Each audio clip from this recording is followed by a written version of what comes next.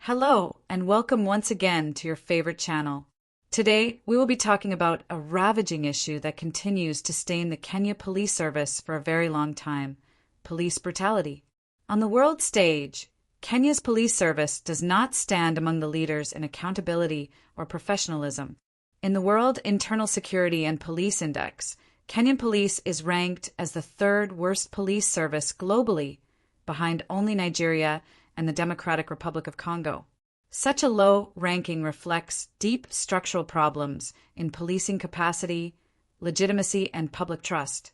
At the same time, Kenya's overall peace ranking places it 127th out of 163 countries, and in global corruption measures it sits 121st out of 180 countries, underscoring how systemic issues like corruption and excessive force contribute to insecurity rather than prevent it. Police brutality in Kenya is not accidental. It is not rare, and it is not the work of a few rogue officers. It is systemic. Across decades, administrations, and reforms, Kenyans have continued to die, disappear, or suffer permanent injury at the hands of law enforcement, often without justice and almost always without accountability.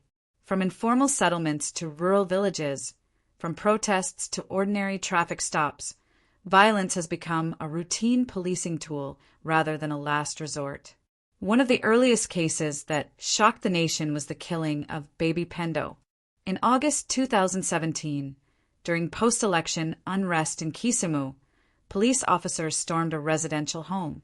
Inside, a 6-month-old baby lay sleeping beside her mother.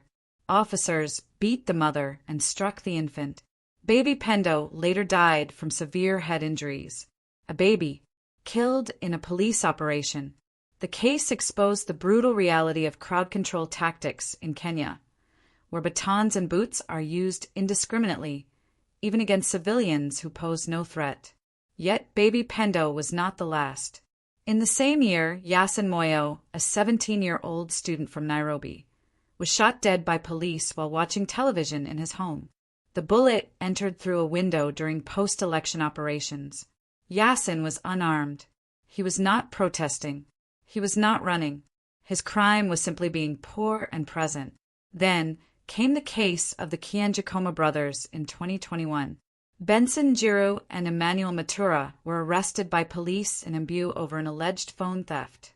Hours later, both brothers were dead.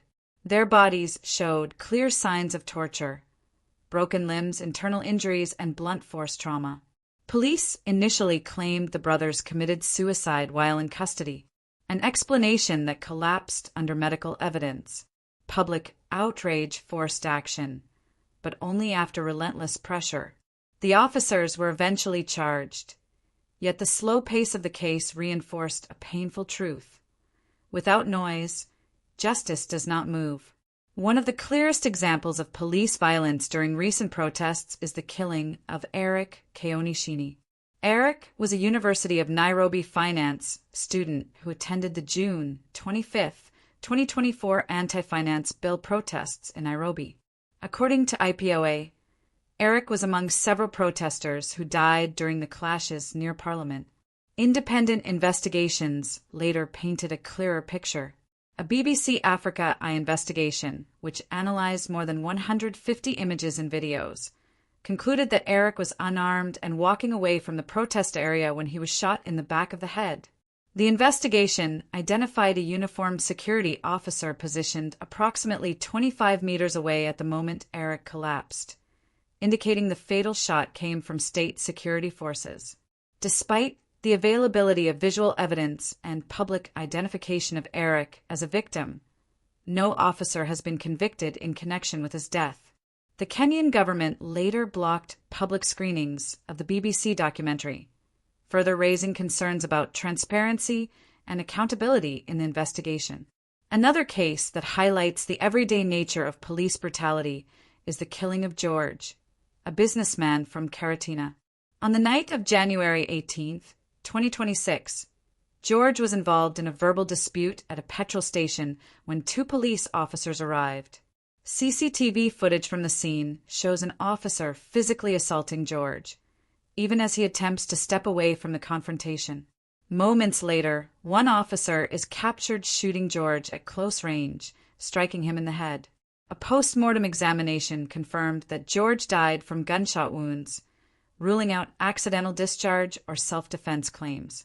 The officer involved was arrested and arraigned, with IPOA taking over investigations. However, the case remains ongoing, reinforcing a familiar pattern where accountability only begins after overwhelming public evidence forces action. This pattern exposes the real problem.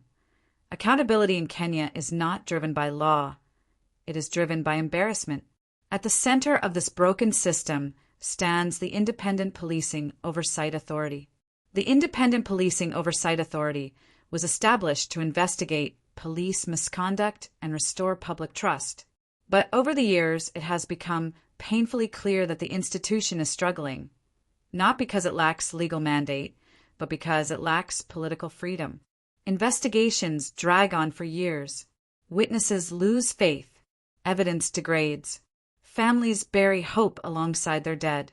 More troubling is selective justice. Officers involved in high-profile cases, those that attract international attention or viral outrage, are sometimes prosecuted. Others, especially those connected to elite units or politically sensitive operations, are quietly shielded. Files stall. Transfers replace arrests. Administrative action replaces criminal responsibility. The oversight's independence has been systematically weakened through budget constraints, political pressure, and open resistance from the police service it oversees. An institution that must rely on cooperation from the very force it investigates cannot operate without compromise. Since its creation, the Independent Policing Oversight Authority has received over 20,000 complaints from Kenyans alleging police misconduct, from brutal beatings to unlawful killings. Despite thousands of investigations, only about 1,000 case files have even been sent to prosecutors, and fewer than 40 police officers have ever been convicted. That means tens of thousands of victims, many with serious injuries or lives lost, but only a tiny handful of officers brought to justice, a conviction rate that is staggeringly low considering the volume of documented abuses. Worse still, IPOA's own data shows that in a recent year alone, 136 civilians died in incidents linked to police action, yet far too few officers have been held responsible. These numbers tell a story not of accountability, but of a system where abuses are investigated slowly or not at all, often buried in bureaucratic processes while officers remain on duty. In effect, the Oversight Authority has been reduced to a pressure valve, activated only when public anger threatens to boil over. The Kenyan government continues to promise police reforms, but reform without enforcement is theater. Laws exist, policies exist, oversight exists on paper. What does not exist is consistent accountability. Police brutality remains rampant not because officers do not know the law, but because they know the system will protect them. Police brutality in Kenya will remain not just a problem, but a policy failure. And the most dangerous message being sent is this: that some lives are expendable, and some uniforms are untouchable.